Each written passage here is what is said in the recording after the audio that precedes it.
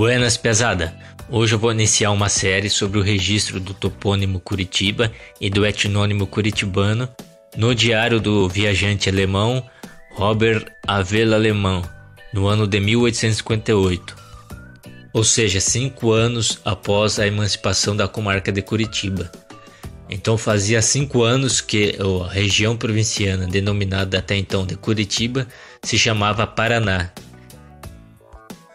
E o Robert, ciente de que a província se chamava Paraná, mesmo assim ele a denominou pelo topônimo Curitiba e adjetivou seus habitantes pelo etnônimo curitibano e não paranaense. Eu vou dividir essa série em 2 ou mais vídeos e no vídeo de hoje eu vou abordar só a questão do etnônimo curitibano para não ficar tão extenso. Eu escolhi esse tema porque em 2021 eu publiquei um boletim listando 27 fontes não literárias sobre o registro do etnônimo curitibano desde a emancipação da comarca de Curitiba, ou seja, desde 1853. Porque mesmo com o topônimo Paraná, e em tese o gentílico se tornou paranaense, mesmo assim até meados do século XX o adjetivo curitibano continuou tradicional. E este diário do Robert pode ser a 28ª fonte não literária, já que a obra dele não é uma obra de historiografia, e sim uma crônica, um diário. Robert era um médico alemão, ele chegou a morar no Rio de Janeiro entre 1836 e 1855, quando retornou para a Alemanha, e em 1858 ele regressou ao Brasil para realizar uma expedição científica. E ele fez a seguinte rota: do Rio Grande do Sul ao Rio Pelotas, lá na Serra, passou pelos campos de Lages, desceu o litoral catarinense e do litoral de Santa Catarina ele foi até Curitiba via Joinville. A fonte que eu vou utilizar se chama Viagem pelo Sul do Brasil no ano de 1858 e foi traduzido pelo Instituto Nacional do Livro. Eu ainda não tive tempo de ler a obra completa, mas como que eu fiz para detectar as vezes que ele fez o registro do etnônimo curitibano? Então aqui no Google tem o buscador e é só você digitar curitibano e dar o enter, porque daí ele vai detectar as vezes que ele escreveu curitibano ou curitibana. Então aqui aparecem 8 resultados, aqui está dizendo 10, só que 2 foram filtragem errada. Então, 8 vezes ele utilizou o etnônimo curitibano. Será que todas essas 8 vezes ele quis se referir ao gentílico da cidade de Curitiba ou ele estava falando do paranaense de forma genérica? É isso que a gente vai avaliar agora. Então eu fiz o mapeamento das vilas e cidades existentes nos planaltos da província do Paraná no ano de 1858, até porque alguém pode querer argumentar que na época vários municípios pertenciam a Curitiba e conforme foram se emancipando, aqueles habitantes deixaram de ser adjetivados de curitibano. Será que essa tese está certa? Então, para refutar esse provável argumento, eu fiz aqui o mapeamento do Paraná no ano de 1858. Então você pode ver que eu não mapeei as cidades do litoral paranaense. E ao sul, o Paraná fazia divisa com o Rio Grande do Sul, pelo Rio Uruguai, e divisa com os campos de Lages. Então, em 1858, essas eram as vilas e cidades do Paraná, com seus limites territoriais. E essa área em verde era Curitiba. A área número 2 é Castro, que foi elevada à categoria de vila ainda no século XVIII. E seguindo a ordem cronológica, depois de Castro foi a vez da Lapa se tornar vila. Depois da Lapa foi Guarapuava, que é o mapeamento ali número 4. O quinto foi São José dos Pinhais. São José foi elevado à categoria de vila em 1852, um ano antes da criação da província do Paraná. E por último temos Ponta Grossa, que se emancipou de Castro no ano de 1856. Ou seja, 2 anos antes da expedição do Robert. Desses 6 municípios, 5 se emanciparam diretamente de Curitiba. Apenas Ponta Grossa foi emancipada indiretamente porque ela era freguesia do município de Castro. E sem contar Lages, que foi o primeiro município emancipado de Curitiba ainda no século XVIII.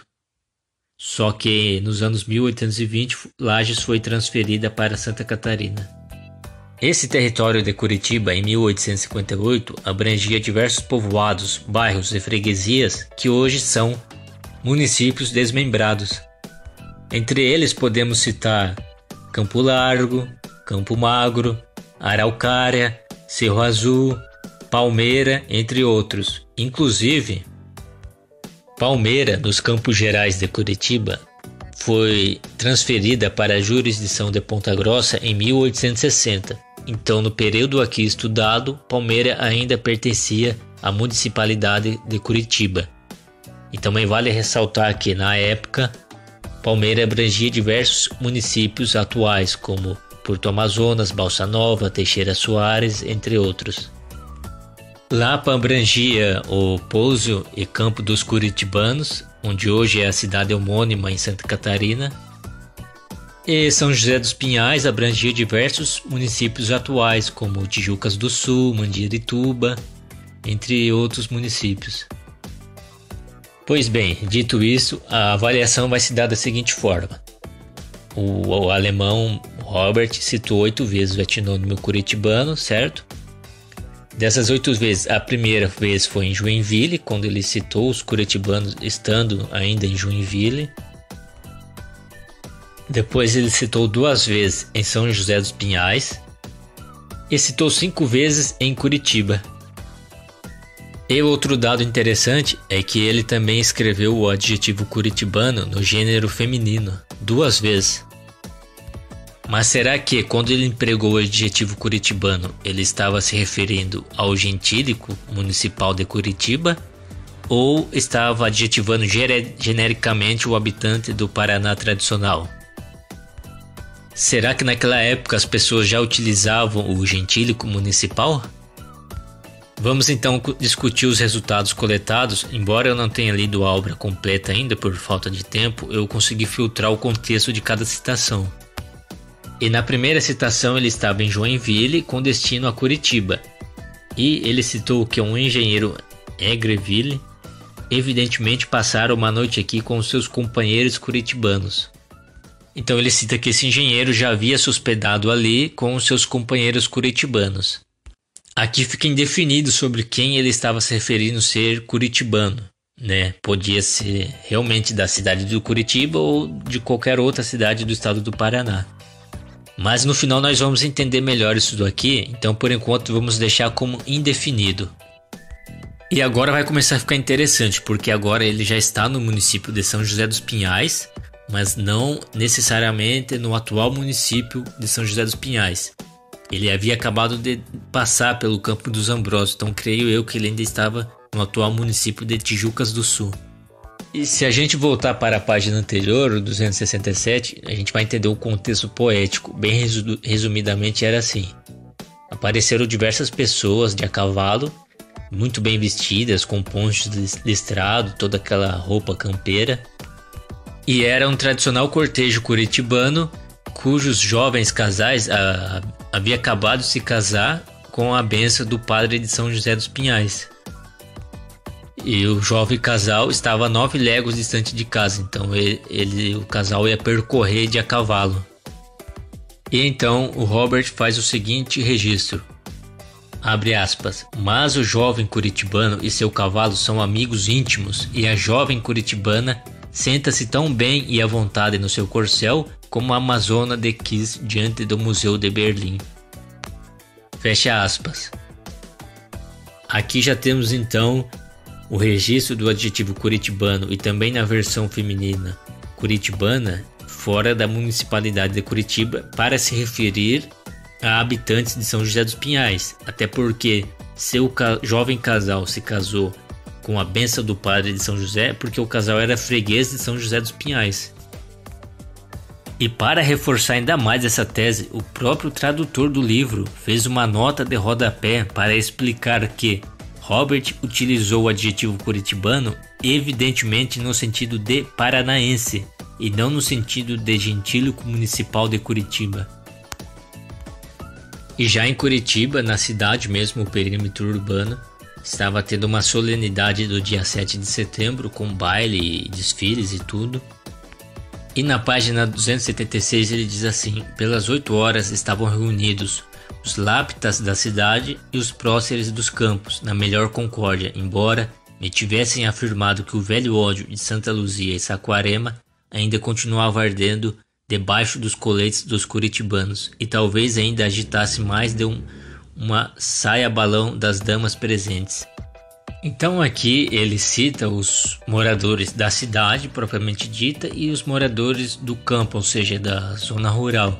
Então aqui dá para entender que realmente ele citou os curitibanos, aqueles da municipalidade de Curitiba, embora ele não especificou, né? Mas vamos interpretar que aqui ele quis se referir somente aos curitibanos de Curitiba. No entanto, se você for para a página ao lado, a gente vai ter a seguinte citação dele: as amáveis curitibanas que se achavam nos salões eram quase todas senhoras casadas. Então, mais uma vez, ele utiliza o adjetivo curitibana, no gênero feminino. E conforme ele começa a descrever as características físicas e sociais dessas curitibanas que estavam presentes no baile, ele recorda daqueles jovens curitibanos de São José dos Pinhais, onde estava tendo um tradicional cortejo equestre curitibano, porque ele estava falando da tradição curitibana de se casar muito jovem e com casamentos arranjados. E aqui eu quero até fazer uma ressalva, porque lá na parte de São José dos Pinhais eu citei que era um casal apenas que estava tendo aquele cortejo equestre, mas aqui ele cita da seguinte forma: com alegria eu pensava nos jovens casais da mata do Campo Largo. Parecia que eles não podiam deixar de casar-se, os do salão, como se tivessem sido obrigados a casar.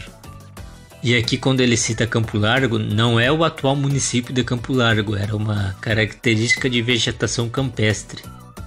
Fica evidente, então, que ele não utilizou o adjetivo curitibano como gentílico municipal, porque conforme ele começou a descrever a tradição curitibana do casamento, ele vinculou essas jovens curitibanas do baile com aqueles jovens curitibanos de São José dos Pinhais.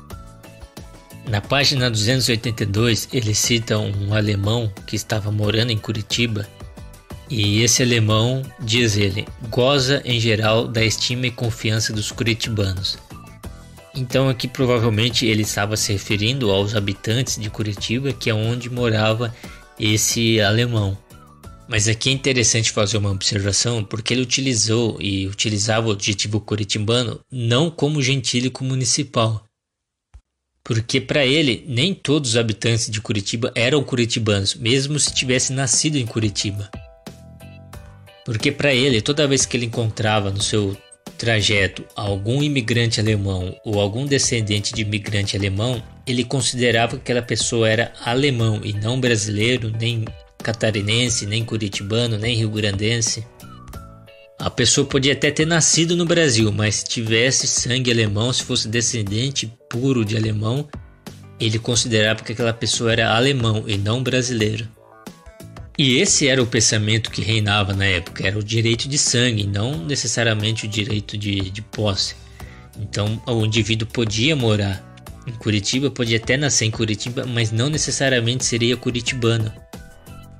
Inclusive, isso ficou bem nítido no final do século XIX, quando começou a proliferar clubes étnicos em Curitiba, e foi aí então que os barões curitibanos do Mato resolveram fundar o Clube Curitibano. E estes fundadores e membros do Clube Curitibano eram aqueles curitibanos da cepa portuguesa, do período em que o Brasil foi Estado e depois Reino Unido com Portugal. E nem todos fundadores e membros do Clube Curitibano eram nascidos ou residentes de Curitiba. Tanto que o primeiro presidente do Clube Curitibano foi o Ildefonso Pereira Correia, o Barão do Cerro Azul, que nasceu em Paranaguá. Eu não sei ao certo quando começaram a utilizar e quando se popularizou os gentílicos municipais e até estaduais, mas eu creio que foi a partir de 1900. Inclusive, o gentílico paranaense, ao que tudo indica, começou a ser utilizado a partir de 1900 também. Mas até hoje tem essa questão do direito de sangue. Por exemplo, os indígenas não são considerados brasileiros, eles têm as suas identidades étnicas. O próprio movimento negro se considera que o negro é uma identidade étnica. Dando sequência na nossa avaliação, aqui na página 285 ele diz assim: com a separação da província do Paraná, não ficou com a velha província mãe o pecado original de São Paulo, cujo desenfreamento há anos o arrastou a uma insurreição entre personalidades consideradas. Ela continua fermentando no Paraná. A ligeireza com que os curitibanos correm pelo campo em seus corcéis pode se aplicar frequentemente ao seu procedimento político. Aqui fica muito nítido que ele utilizou o adjetivo curitibano a nível provincial, mais precisamente para se referir à armada de cavalaria da província do Paraná. E daí mais uma vez ele vai citar um acontecimento em São José dos Pinhais para explicar o porquê que os curitibanos correm tanto pelo campo em seus corcéis. E aí ele diz assim: as eleições para o Senado e para a Câmara dos Deputados são apaixonadíssimas, têm dado ocasião a conflitos sangrentos. Em São José, uma simples aldeia, houve há poucos anos um conflito político no qual, dentro e perto da igreja, foram assassinadas 10 pessoas e, ao intervir a força armada legal, foram feridos mais 20 homens. Observe então que aqui ele se referiu aos curitibanos da arma de cavalaria, fossem de Curitiba, São José dos Pinhais ou até outra cidade. Inclusive, na sequência, após relatar esse acontecido em São José dos Pinhais, ele diz assim: esse estado de coisas deve ser combatido com toda a seriedade, toda a circunspecção, toda a energia. São um desabono para a grande província meridional do Império. A inconstante vida a cavalo, denominei-a certamente com razão, vida de centauro. A eterna matança de gado e salga de carne crua, a caça às onças, antas e emas, tendem a impedir sentimentos e costumes delicados. E aqui eu quero dar um destaque, ele diz: e o rio-grandense e o habitante dos campos do Paraná combatem, às vezes com mais êxito, os animais selvagens do que as suas próprias paixões, e etc, etc, etc, etc. Observem aqui, meus caros, ao relatar o acontecido em São José dos Pinhais, ele dá uma abrangência a nível provincial. E na sequência ele utiliza o adjetivo rio-grandense para o nativo do Rio Grande do Sul e diz o habitante dos campos do Paraná, que ele havia acabado de adjetivar de curitibanos. Então ele inclusive faz até uma semelhança entre o rio-grandense e o habitante do Paraná. Se ele quisesse distinguir o habitante de São José dos Pinhais com o da Lapa ou com o de Curitiba, ele teria feito essa distinção utilizando adjetivos diferentes, mas não. Ele só fez essa distinção quando ele quis comparar o curitibano com o rio-grandense. E a última citação está na página 288, ele diz assim: assim cavalgávamos no belo dia e sentia-me com feliz disposição de ânimo, apesar da despedida a uma légua da cidade, de meus queridos amigos curitibanos. Nessa descrição realmente ele está se referindo aos habitantes da cidade de Curitiba, porque ele estava indo embora. A intenção, ele ia para São Paulo, a intenção dele era percorrer o interior do Paraná, as cidades dos Campos Gerais. Não sei se ele ia para Guarapuava, porém ele teve que encurtar a viagem e fez a rota marítima, então ele desceu a Paranaguá. Então aqui a uma légua da cidade, acho que ele ainda estava no perímetro municipal de Curitiba, senão ele já estaria em São José dos Pinhais, mas ele estava se referindo aqui aos habitantes da cidade de Curitiba.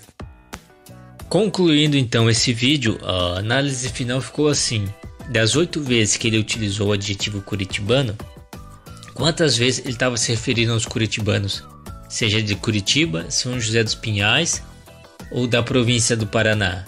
Quantas vezes ficou indefinido, não deu para identificar? E quantas vezes ele utilizou como gentílico municipal? Na primeira vez ele estava em Joinville e ficou indefinido. Não deu para identificar se ele estava se referindo ao curitibano de Curitiba ou de qualquer cidade do Paraná. A segunda e terceira vez foi em São José dos Pinhais, quando ele estava se referindo à tradição curitibana do cortejo equestre, e ele utilizou tanto o adjetivo curitibana no gênero masculino como curitibana no gênero feminino.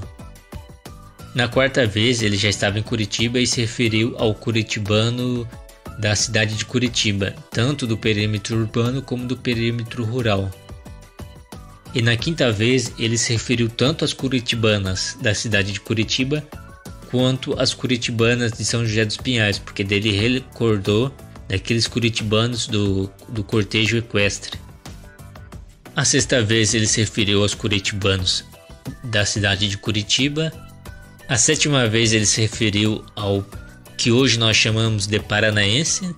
Então foi uma adjetivação a nível provincial e não apenas se referindo a um município específico. E a oitava vez, realmente ele adjetivou os curitibanos da cidade de Curitiba quando ele estava se despedindo. Mas nenhuma vez ele utilizou o adjetivo curitibano como um mero gentílico municipal. Então hoje foi isso, piazada. Vou encerrando o vídeo por aqui e até mais.